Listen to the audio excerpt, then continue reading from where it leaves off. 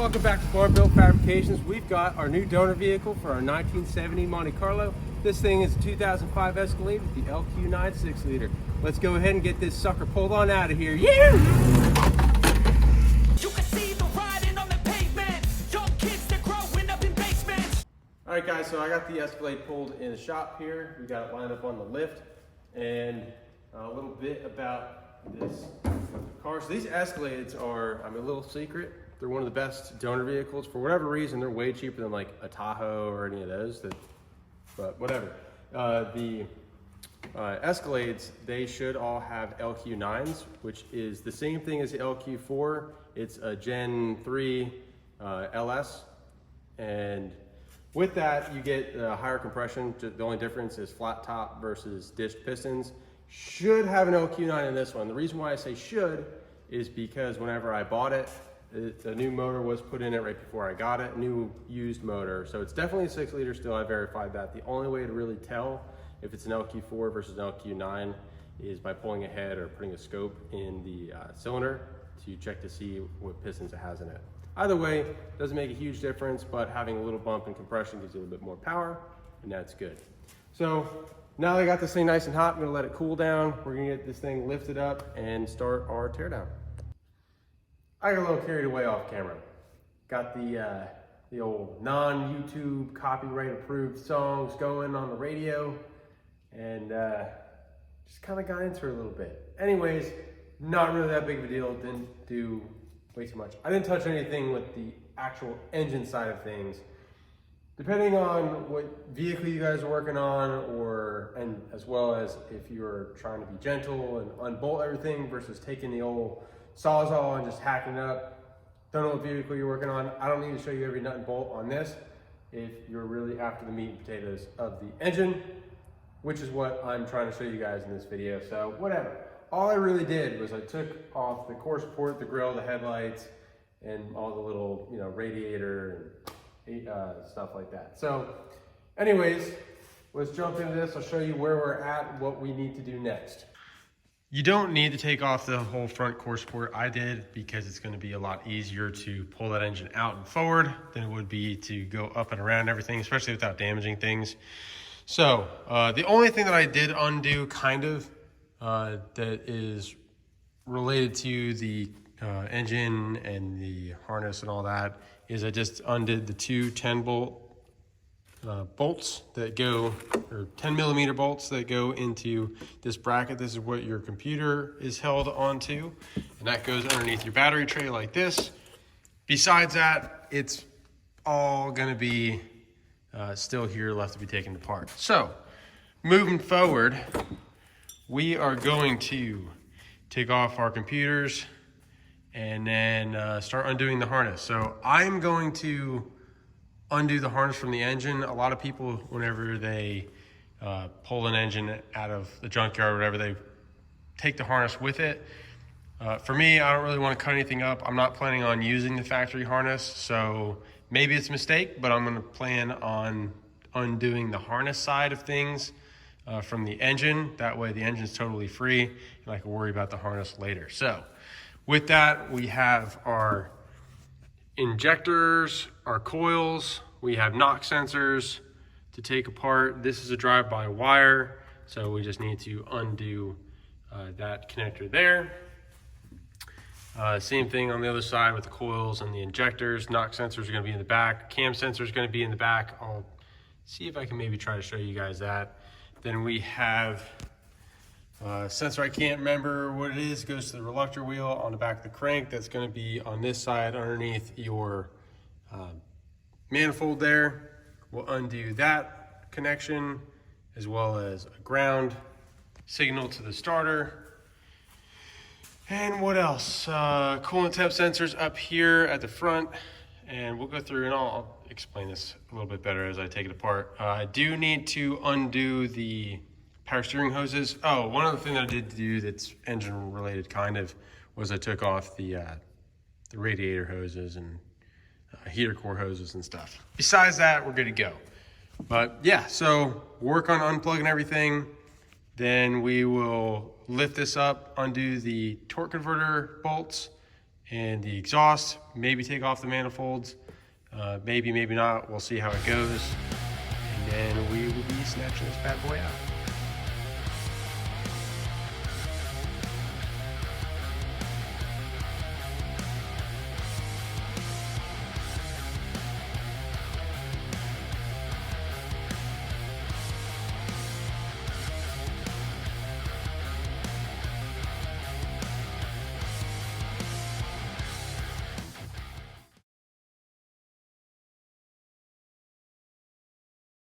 Okay, so we're mostly undone now at this point.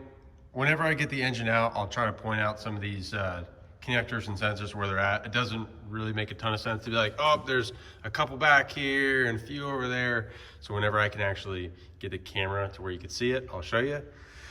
But in addition to undoing the connectors, I popped off the fuel hose. So you've got a retainer clip. It's this guy here, it clips on. All you do is pop this off like this, pull it forward, and then you're gonna need a tool like this. You know, you can get other plastic ones too. This is one that I've had. And it goes around the fitting. Here, let's kind of show you. In fact, I'll put it back on. It clips in like this. You can see it's on there. This goes around. It's kind of tricky to do one-handed, but no big deal. Pull it forward.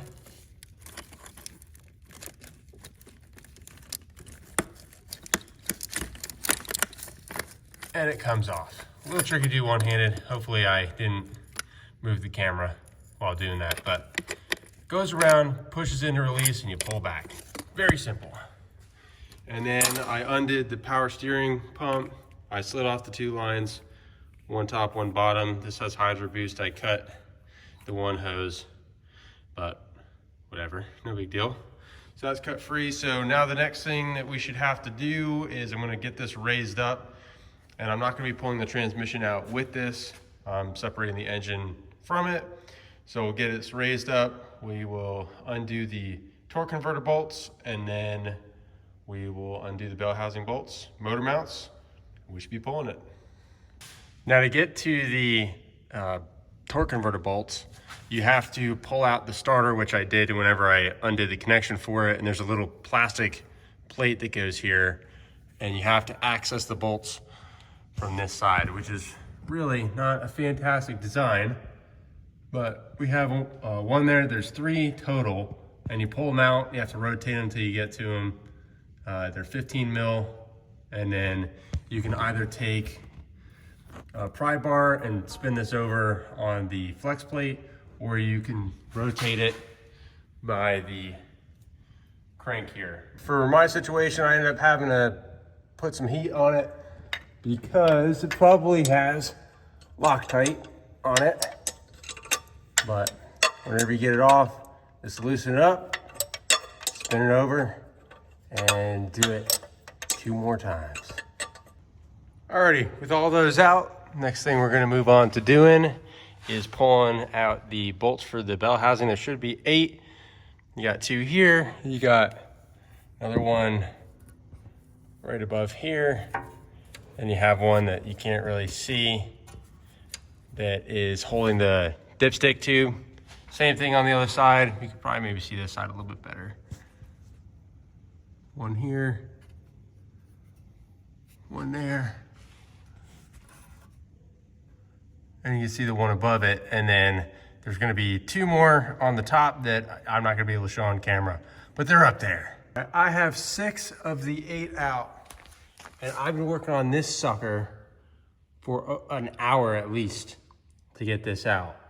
It looks like maybe the threads were stripped a little bit, but heat and a wrench, you got no room to work with. In hindsight, I probably should have taken this whole transmission out with this and pulled it off separately. But I'm here now. But I'll tell you what, I'm about 4.2 seconds away from just saying, screw it, this thing is nothing but scrap metal now, and just taking the saw to the whole thing and cut it out. I don't even care anymore. All right, I'm gonna pop off the exhaust, undo that flange, same thing on the other side, and then lower this down and try to get the last two bell housing bolts from the top. I think I mentioned, if I didn't though, this engine is new to this vehicle, still 6-liter, but whenever they put this back in, or this engine in, I'm pretty sure that they did not put the one top bolt in on the passenger side. I do see one to the right, but I can't really get back there. There's literally like no access. So I think that I'm gonna end up pulling this intake off, and that way I could go through the middle as opposed to trying to go over the sides and down. So I'm gonna blow off any of the junk that's on or around this. Hopefully nothing falls in, because then I'll definitely be pulling a cylinder head, which I might do anyways for cheap insurance. I don't know, but I think that's kind of where I'm at. So we'll pull the intake. That's gonna give us more room whenever we're lifting this thing out, because you only have 2 fingers worth of space anyways. So lifting it up would kind of be a pain. So that's where I'm at. I'm gonna pull that, jump in the back, get that bolt, get back with you. Got the intake pulled, and then now you should be able to see that other bolt. We got one last one right here. And there's a middle ear right here that usually doesn't have one, but it might. And then you could see the other one would have been right in here, but like I thought, it is missing.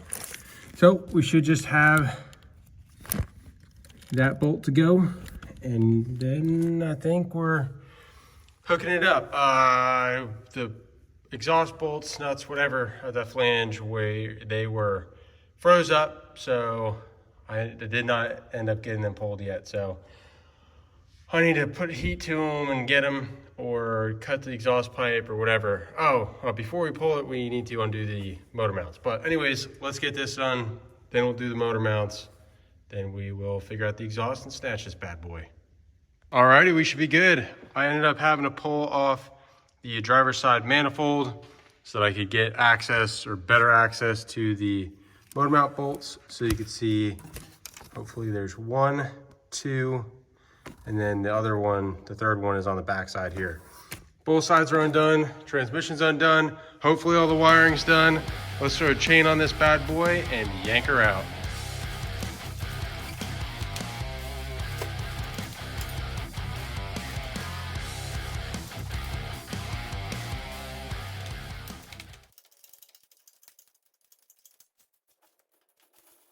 And she is out. With the engine out of the vehicle, I can give a little bit better visual of where your different connectors are that you're going to be unplugging if you're leaving the harness in the vehicle. If you're obviously taking it out with it, you're going to be cutting the body module harness stuff. And here, I can walk in here. I mean, you can see everything to the left. I didn't cut any of the harness, so it's still good to use. But yeah, if I was to pull this out, you would take the computers off, you would take your fuse box off, kind of toss them on top. Honestly, you would probably end up cutting out most of the wiring. You only need one of those little fuse boxes in there. There's a couple different plugs. You only need one of those. And then you'll cut anything else that's going into the cap for the body. And then take the harness with you, which you could still do after the fact like this. It's honestly maybe even be easier because you're not having to work around the engine. But anyways, if you're just wanting to pull the engine like I did, you're gonna have your alternator plug. Okay, let's start on the driver's side. So you have your coolant temp sensor. You've got your driver's side coil pack. You're gonna have your injectors, which, they would be here on the intake. I could swing over. You're gonna have a plug on each one. So you pull that back, move it around to the back. You're gonna have your knock sensors, which are these guys. They'll be back here. That's one of the ones I couldn't show you. And I believe this is oil pressure. You'll have that. Cam sensor on the passenger side. Again, another coil pack. You're gonna have all your injectors to unplug. And then the harness works where it swings down underneath. You will have a ground, I think it was, I don't even know where I am with the camera. Right here, you'll have a ground. That's gonna be for your battery ground as well as a harness ground. Then it's going to continue on down underneath the engine or go around the front. Then you'll have on that a plug for your AC. After your AC, it will go to your starter. You'll have the hot for that. You'll have the exciter wire. You have your crank sensor and your low oil sensor. And I think that's it. I might be forgetting something. Oh, on the top, you will have, if you drive by a wire, you're gonna have the throttle body hookup. Then what's this? I think this is the MAF sensor or the map sensor. One of those things. And then I think that's the, whatever one that one isn't. I forget. But anyways, plug here, plug there, and you are golden. Also, I forgot, you're going to have a ground, I think, yeah, okay, so it's right here. You're gonna have a harness ground that goes to here, this bolt, and then you will have a body ground that comes from here. I used a different bolt, but I used that as one of my anchor points. And that is on the ground. Anyways, that swings up to this stud here. So you have that ground, so it should be what, 3 in total? 3 locations in total, 2 grounds and a body ground. And then as far as mechanical things that you'll need to undo, I'm pretty sure should just be your coolant hose, upper radiator hose. You got your lower, you've got your heater core. AC needs to come apart if you have AC, which I would imagine you probably would with any modern vehicle. And then your power steering. You've got your motor mounts, the 3 bolts. It's the same thing on either side. And then this has an oil cooler, which is what these hoses are. That it goes to the radiator. And that's pretty much, I think, about it. Your starter, which needs to come apart, and then, you know, transmission, all the bell housing bolts, and the torque converter bolts, which there are 3. And I think that is about it. All right, guys, that should be everything you need to know. If you're pulling an LS out of a vehicle, it really doesn't matter what type of vehicle it is. Any truck or SUV platform anyways, is gonna be pretty much the same thing as this. So have a lot of stuff planned for this engine. I've been saving and putting my parts together. I've got a big mountain of stuff that I'm looking forward to getting put on this engine and get this thing pretty spicy. And then we're gonna be dropping it in that Monte Carlo there. So thank you guys all for watching. If you liked the video, give it a like, subscribe to the channel if you're not already, and get outside, get wrenched on something, piss off your neighbors, disappoint your mom, and until next time, keep on keeping on. You can see the